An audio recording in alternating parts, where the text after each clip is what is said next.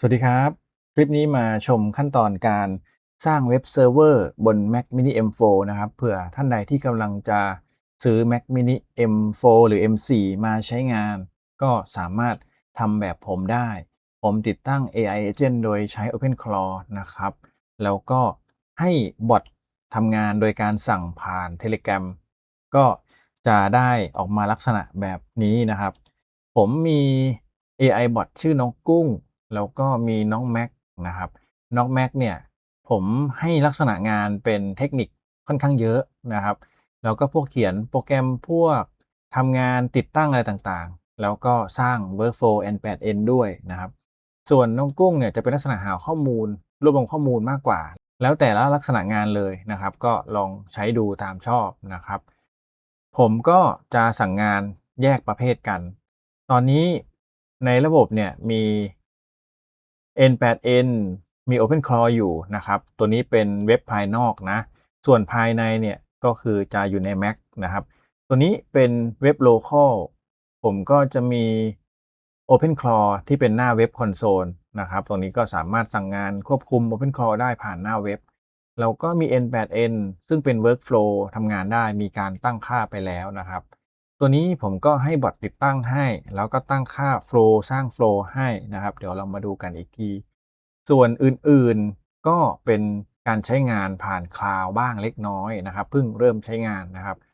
ผมให้บอทติดตั้งขออนุญาตโชว์นิดหนึ่งนะครับบอทจะเป็นคนติดตั้งเว็บเซิร์ฟเวอร์ตัวนี้ให้ผมให้น้องแม็กจัดการให้ผมก็บอกว่าผมอยากได้เว็บเซิร์ฟเวอร์บนเครื่อง Mac mini M4 ตามนี้นะครับเครื่องนี้แหละแล้วก็รันเว็บด้วยโค้ด Python นะให้สร้างเว็บเซิร์ฟเวอร์ให้หน่อยติดตั้งเว็บเซิร์ฟเวอร์สวิตให้หน่อยเขาก็พยายามที่จะออกแบบโครงการให้เราแบบนี้นะแล้วก็ลักษณะไซต์จะเป็น tree แบบนี้นะครับแล้วการใช้งานก็คือเข้าผ่านพอร์ต 8000 แล้วก็พอร์ต 5001 นะครับการใช้งานเบื้องต้นก็ถ้าเป็น local เข้าโดย URL นี้ถ้าเป็น local เข้า URL การใช้งาน static เว็บไซต์ทางด้านนี้นะครับ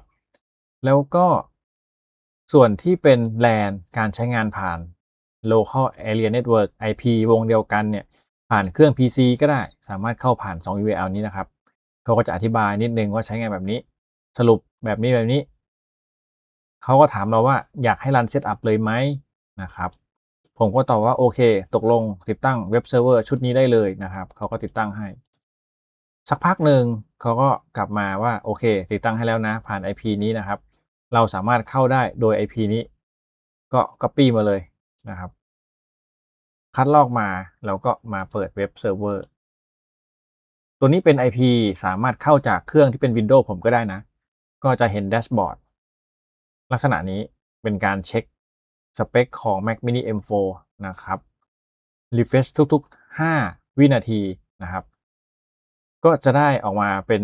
ประมาณนี้ แล้วถ้าเกิดว่าต้องการเอาโคดมาใส่ก็สามารถใส่ได้เลยนะครับแล้วตรงเนี้ยที่เขาเขียนก็คือสามารถสั่งการได้ด้วย command ได้ด้วยนะสามารถ start stop restart ดูหลอกได้นะครับแต่ถ้าไม่ได้ก็ให้ไปแก้ไขไฟวอลของ Mac mini ด้วยจริงๆเข้าได้แล้วนะครับแล้วก็ผมมีตอบกลับบอกว่าโอเคข้ามไปเรื่องอื่นก่อนนะเรื่องนี้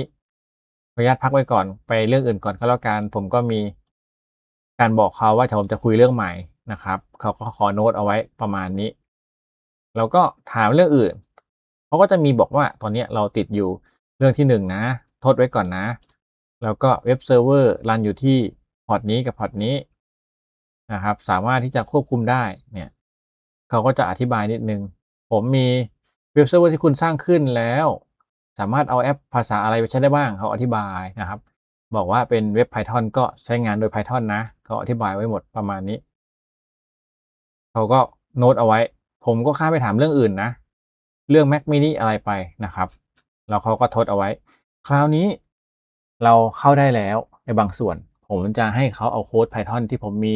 นะครับผมมีโคด Python อยู่ชุดหนึ่งที่ผม develop เอาไว้เป็นการรันบนเครื่อง PC นะครับผมก็จะเอาไฟล์มาวาง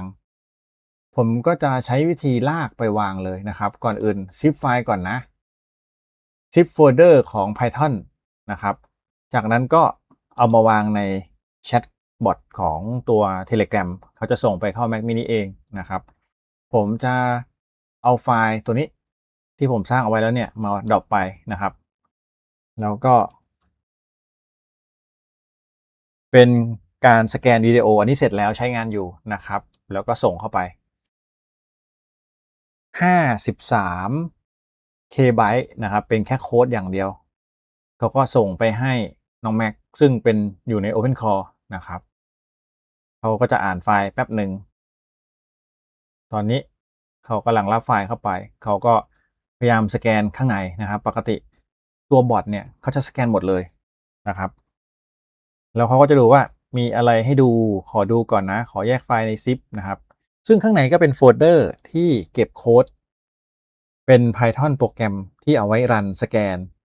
คลิปยูทูบนะครับสแกนดูข้อมูลข้างในผมก็จะเอามาให้รันนะครับเนี่ยเขาก็จะบอกเอาไปลงในเว็บเซิร์ฟเวอร์ที่เพิ่งสร้างย้ายไปไว้ที่นี่นะครับใช้พอร์ต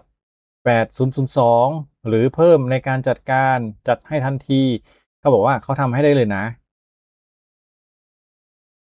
ตามนี้นะครับเอาแบบไหนดี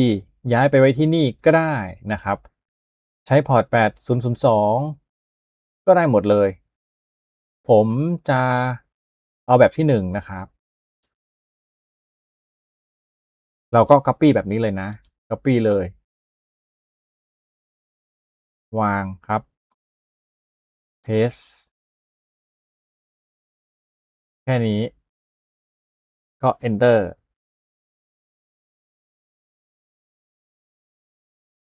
เป็นการตอบรับแล้วนะครับเดี๋ยวดูแอคชั่นของเขานะนี่คือการให้บอททำงานให้นะครับเราอยากได้เว็บไซต์อยากให้ทำอะไรเราก็ให้บอททำให้พิมพ์คำสั่งบอกเข้าไปการมีบอทช่วยก็จะดีอย่างหนึ่งดีมากๆเลยนะครับขึ้นอยู่กับโจทย์เราเลยผมให้เขาเอาเว็บเมื่อสักครู่ที่เป็น zip ไฟล์ไปแตกไฟล์ลงในเว็บเซิร์ฟเวอร์เลยนะครับแล้วเราก็จะใช้งานจากข้างนอกนะครับ ถ้าเรียบร้อยดีเนี่ยผมก็ควรจะใช้เว็บไซต์ได้แล้วทำงานรันตามฟังก์ชันนะครับเขาก็จะเอาเว็บไป deploy ให้เรา Telegram อันนี้อยู่ด้านนอกนะตอนนี้ผมเข้า Mac mini โดยการรีโมทนะครับมันก็เลยเป็นแบบนี้ตอนนี้อยู่ข้างนอกจอที่2แต่ถ้าผมดูผ่านโปรแกรมรีโมทตัวนี้เป็น Rush Dash นะครับก็จะมีปุ่มควบคุมอยู่แบบนี้ สามารถปิดเซสชันแล้วเปิดเข้าไปใหม่ได้คล้ายๆ VNC นะครับแต่เป็น Rust Dash โอเคทุกอย่างพร้อมแล้วนะครับเขาบอกว่าติดตั้งเรียบร้อยแล้วเอาเว็บเซิร์ฟเวอร์ไฟล์ไปใส่ไว้ให้แล้วติดตั้งที่นี่นะครับแล้วก็ออนไลน์นี่เยี่ยมเลยความเป็นบอทนี่มันเจ๋งอย่างนี้นะครับ YouTube Scanner เมื่อสักครู่ที่ผมใส่เข้าไปผมก็ Copy มาตัวนี้เป็นการ Copy URL แล้วก็เอามารันบน local นี่รันบน Mac mini นะครับโอเคมาแล้วสแกนนะครับเราสามารถสแกนคลิปยูทูบได้แล้วตอนนี้ส่วนตรงนี้อยู่ด้านนอกนะนี่นะครับอยู่ด้านนอกที่เป็นจอไม่ได้รีโมทตัวนี้เป็นรีโมทผมสามารถลากจากจอหลักมาจอนี้ได้ก็จะเห็นเป็นแบบนี้นะครับผมจะคัดลอกคลิปสักคลิปหนึ่ง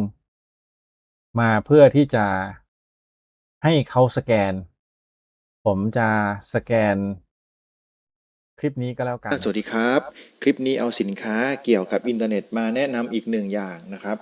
จากเดิมคลิปที่นี้เคยนะครับ รีวิว Copy Tenda Copy ลิงก์ 4G มานะครับ Wi-Fi router นะครับ หรือจะ Copy เป็นตรงอุปกรณ์นี้ก็ได้นะครับที่พกพาไปไหนมาไหนด้วย ใช้ในรถก็ได้ ใช้ที่บ้านก็ได้ Copy ลิงนะครับ ก์มา สัญญาณแรง Copy มากแล้วก็ได้รับ แล้วก็เอามาเข้าเว็บ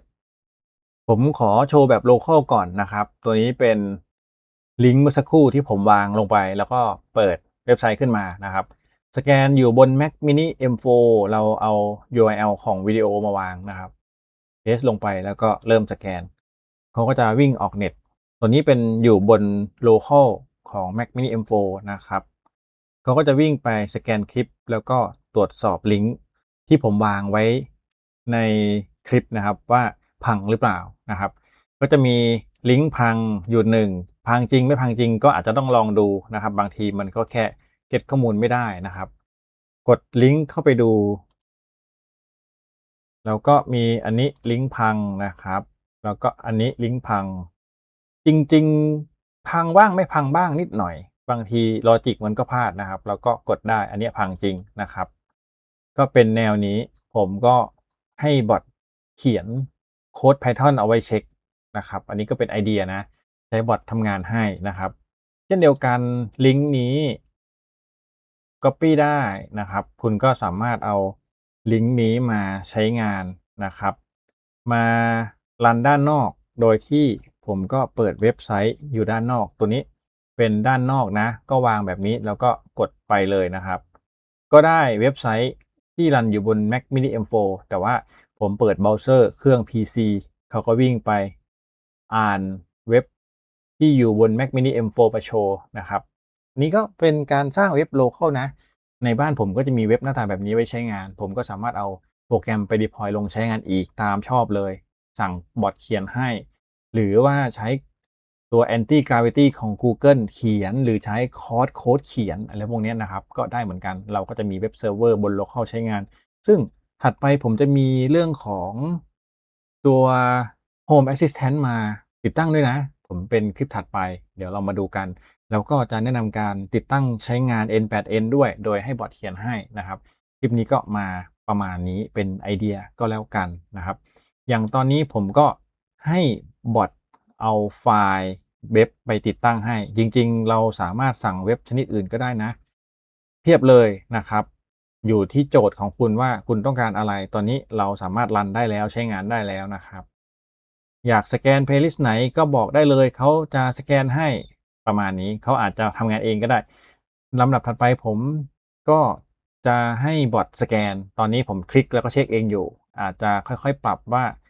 ให้บอตใช้งานเว็บนี้แทนเลยเอาลิงก์มาใส่แล้วสแกนดูถ้าเกิดว่าเจอว่ามันพังก็มาแจ้งหน่อยประมาณนี้ก็ได้นะครับอันนี้ก็เป็นไอเดียบอตมันฉลาดนะตราบใดคุณใช้ AI โมเดลที่อยู่บนคลาวด์ตอนนี้ผมกลับไปใช้บนคลาวด์แล้วอยากได้ AI ฉลาดก็ต้องไปใช้บนคลาวด์เสียเงินนิดหน่อยนะครับเพราะว่าใช้ local model ที่ผมติดตั้งอยู่โดยใช้ Ollama เนี่ยมันช้าแล้วอีกอย่างหนึ่งมันไม่ได้ฉลาดมากเพราะว่าโมเดลที่ผมใช้เนี่ยมันเป็น 12B เองครับมันเล็กน้อยนะครับก็เสียเงินนิดหน่อยซึ่งผมใช้ Open Router เป็นตัวจัดการนะมันก็ไม่ได้แพงเท่าไหร่นะครับ Open Router ก็อยู่บนตัวที่เป็น Mac ตัวเนี้ยผมใช้งานอยู่นะครับ Open Router ตัวนี้ก็จัดการค่อนข้างดีอย่างตรงเนี้ย Transaction Log ของผมก็ใช้ DeepSeek เป็นหลักนะครับเพราะว่าถูกดีเนี่ยอยู่ที่0.000277นะครับเป็นดอลลาร์นะเพราะว่าบางทีเขาติดแคชเขาก็ใช้ข้อมูลเก่าที่อยู่ในแคชก็ประหยัดหน่อยนะครับอันนี้ก็เป็นไอเดียเวลาที่คุณจะเรียก API เนี่ยเรียก API มาที่ Open Router เขาจะได้จัดการโมเดลให้ผมก็ใส่ลำดับนะครับใส่ routing ไปน้อยๆใส่เป็น Mini Mac DeepSeek Google แค่นี้เองราคาไม่แพงนะครับแล้วก็ใช้การ์ดเร็วในการฟิลเตอร์นะครับให้การ์ดเร็วเป็นคนจัดการให้นะครับก็ใส่ setting เข้าไปเขาก็จะออกตามลำดับนะครับอันนี้ก็เป็นแนวคิดเป็นไอเดียก็แล้วกันนะครับประมาณนี้อย่างตัวเนี้ยการ์ดเร็วของผมเนี่ยผมก็มีอนุญาต7โมเดลนะครับแล้วก็ provider 6 provider เขาก็จะใช้งานอยู่แค่เนี้ยเพราะว่ามันถูกดีนะครับประมาณนี้นะนี่คือแนวคิดไอเดียนะครับเขาจะวิ่งหาเองตามข้อมูลข้อความ